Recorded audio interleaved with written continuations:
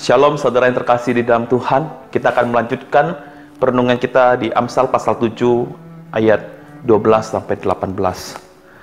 Saudara, ada begitu banyak godaan dosa yang terus berusaha menarik kita untuk jatuh.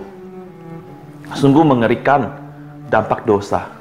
Namun kenyataannya seringkali ada orang Kristen yang sudah tahu tetapi tetap saja mengikuti godaan itu.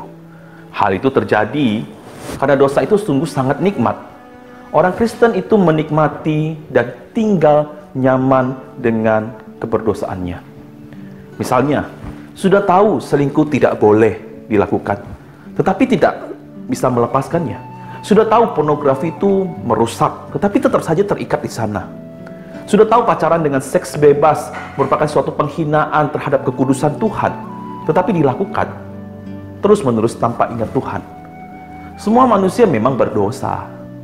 Orang Kristen juga bisa berbuat dosa. Tetapi saudara, anugerah Tuhan di dalam Yesus Kristus melepaskan kita.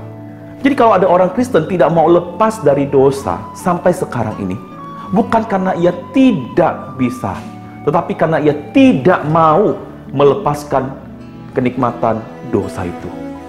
Saudara, kenikmatan dosa hanyalah fenomena sesaat yang indah di awal, namun berujung pada sebuah penyesalan nantinya. Akibat daripada dosa jauh lebih mengerikan daripada kenikmatannya. Ada orang yang sudah menikah, awalnya ia curhat dengan pria atau wanita idaman lainnya. Selanjutnya ia masuk di dalam hubungan terlarang itu. Terjadilah perselingkuhan hati yang nikmat. Tetapi saat satu dosa sudah dinikmati, maka dosa itu akan menarik dosa-dosa lainnya. Awalnya selingkuh hati, lalu lama-lama menjadi selingkuh fisik.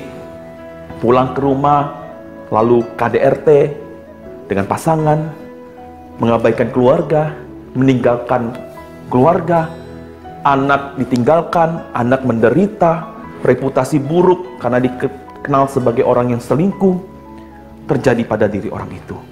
Dosa membawa kenikmatan yang sesaat, saudara. Suatu hari saat ia mungkin sadar, maka semua itu bisa jadi sudah terlambat untuk memperbaikinya. Dia akan menyadari bahwa hidupnya sudah seperti sampah karena dosa yang telah dia lakukan. Peringatan hari ini, saudara, bagi kita bukan hanya kepada orang yang berkeluarga saja, tetapi pada setiap kita. Ya, mungkin saudara adalah anak muda. Saudara juga harus waspada terhadap godaan seksual saat berpacaran, pornografi, mabuk-mabukan, perjudian. Karena semua dosa-dosa itu sama berbahayanya di dalam hidup kita. Saudara, mungkin ada orang yang sampai hari ini kok nggak menyesal ya dengan dosanya. Tetapi saudara, saya katakan, suatu hari nanti orang itu pasti akan menyesal.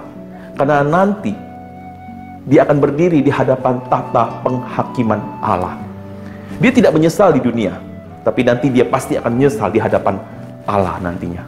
Semua dosa dan pelanggaran akan dihakimi oleh Tuhan dengan adil. Di saat itulah kenikmatan dosa di dunia ini adalah sebuah hal yang sangat busuk dan sangat buruk. Penyesalan di penghakiman Tuhan sudah terlambat. Jadi jangan sampai terlambat. Selama ada teguran saat ini, cepatlah berbalik kepada Tuhan. Saudaraku yang terkasih di dalam Tuhan, sebagai orang Kristen, kita bisa menang dari dosa karena ada Tuhan yang menolong kita. Kita perlu saja datang sama Tuhan dan memohon kekuatan Tuhan, serta kita terus berwaspada terhadap godaan-godaan dosa yang bisa saja datang sewaktu-waktu di dalam kehidupan kita. Tak kala kita menyadari dosa, saudara, jangan kita meninggalkan Tuhan, karena itu adalah keputusan yang bodoh sekali. Justru ketika kita menyadari kita orang berdosa, berlarilah mendatangi Tuhan. Alamilah kasih pengampunan yang besar di dalam kehidupan kita yang mau bertobat.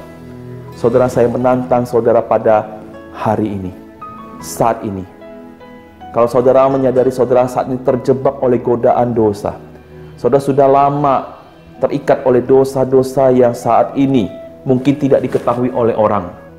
Saat ini keluar dari dosa itu. Hari ini dengan rendah hati datang sama Tuhan, berkata, Tuhan, tolong saya yang berdosa ini. Kuatkan saya agar saya bisa lepas dari dosa-dosa yang saat ini saya perbuat. Dan percayalah saudara, Tuhan akan menguatkan engkau. Tuhan akan memampukan engkau. Amin. Tuhan Yesus memberkati.